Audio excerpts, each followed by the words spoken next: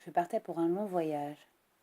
En wagon, tapi dans mon coin, j'écoutais fuir l'aiguillage du sifflet dans la nuit, au loin. Je goûtais la vague indolence, l'état obscur et somnolent, où fait tomber sans qu'on y pense le train qui bourdonne en roulant.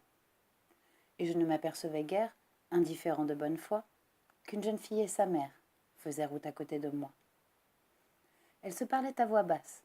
C'était comme un bruit de frisson, le bruit qu'on entend quand on passe près d'un nid le long d'un buisson. Et bientôt elles se blottirent, leurs fronts l'un vers l'autre penchés, comme deux gouttes d'eau s'attirent dès que les bords se sont touchés. Puis joue à joue, avec tendresse, elles se firent toutes deux un oreiller de leurs caresses, sous la lampe au rayon laiteux. L'enfant, sur le bras de Mastal, avait laissé poser sa main, qui reflétait comme une opale la moiteur d'un jour incertain. Une main de 16 ans à peine. La manchette l'ombrait un peu. L'azur d'une petite veine la nuançait comme un fil bleu. Elle pendait, molle et dormante, et je ne sais si mon regard pressentit qu'elle était charmante ou la rencontra par hasard. Mais je m'étais tournée vers elle, sollicitée sans le savoir.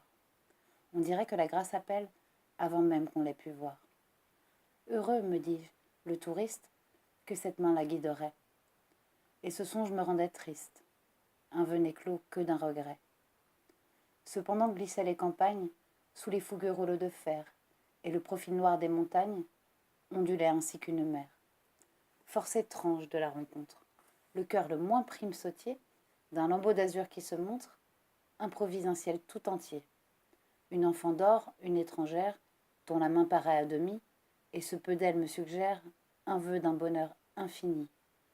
Je la rêve, inconnue encore, sur ce peu de réalité, belle de tout ce que j'ignore et du possible illimité. Je rêve qu'une main si blanche, d'un si confiant abandon, ne peut être que sûre et franche, et se donnerait tout de bon. Bienheureux l'homme qu'au passage, cette main fine enchaînerait, qu'elle m'a jamais, à jamais sage. Vitry, 5 minutes d'arrêt! À ces mots criés sur la voie, le couple d'anges s'éveilla, battit des ailes avec joie, et disparut. Je restais là. Cet enfant qu'un autre suivit, je me la laissais enlever. Un voyage, telle est la vie, pour ceux qui n'osent que rêver.